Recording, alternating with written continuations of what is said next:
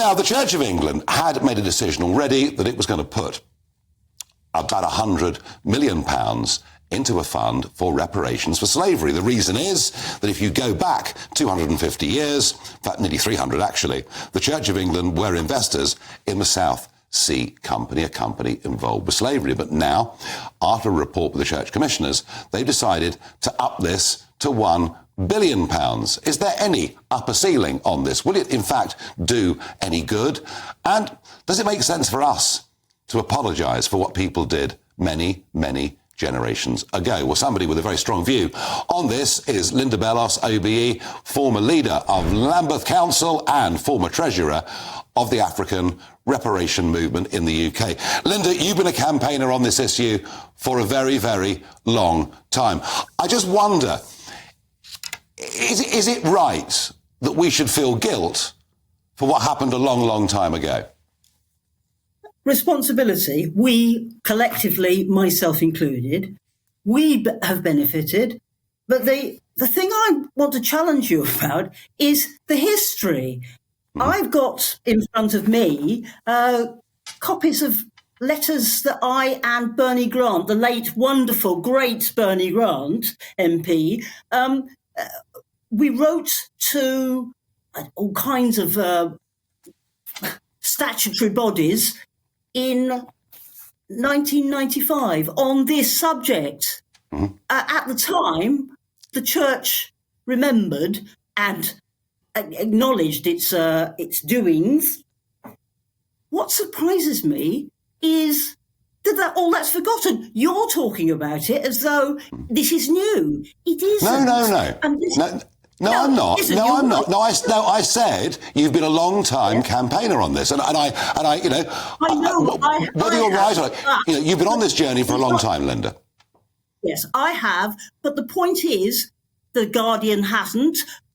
All the press I've heard today seems to have forgotten the role of the Africa reparations movement in UK and in America in the 1990s, and it's annoying to me that Black history keeps being forgotten. So possibly another 20 years, somebody will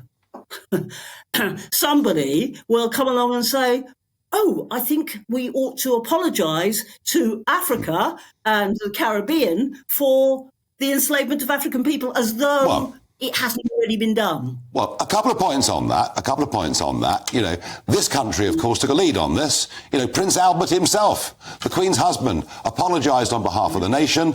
We then, of course, through the Royal Naval Squadron, spent decades, vast amounts of money, the death of over 1,500 sailors. When we teach people in Britain about the history of slavery, we should also teach them that this country was the first civilised country to get rid of slavery and actually to spend decades trying to drive it out. It's important to teach that too, isn't it?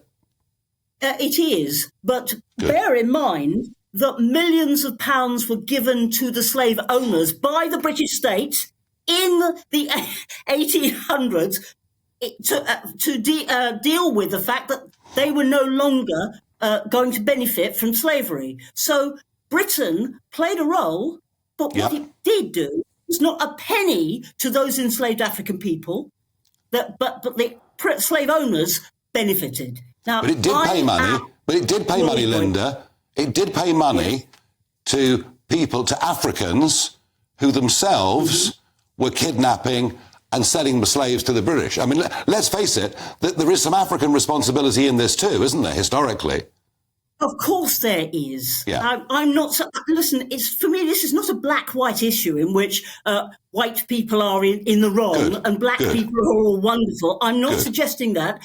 We're talking about sovereign states. We're talking about economic institutions. We're talking about a whole host of cultural and political and economic issues that still arise as a consequence of the enslavement of African people. And of course, I mean, even looking at American politics, the role that slavery had in that needs to be acknowledged, needs to be recognised, not about guilt, and it's not about money, but it is historical facts that we know, all of us need to benefit from. All right, and I'm no, not, listen. it's yeah, as long as we teach that history with balance, and as I say, the one thing that upsets me is I talk to lots of youngsters who've come out of school, who know about the history of slavery, but they sometimes think it's only the British that did it, and they sometimes don't know about the role we played subsequently, on the high seas to get rid of it. Linda, it's a pleasure to have you on the programme. You've campaigned on this forever, so today this announcement is a good day for you, and thank you. Interesting. Thank you. Now, that was interesting, I must say. That was interesting. You see, that's the point about open, free, democratic debate. You can talk to people that you might fundamentally disagree with on a whole host of policies, but actually find some form of agreement.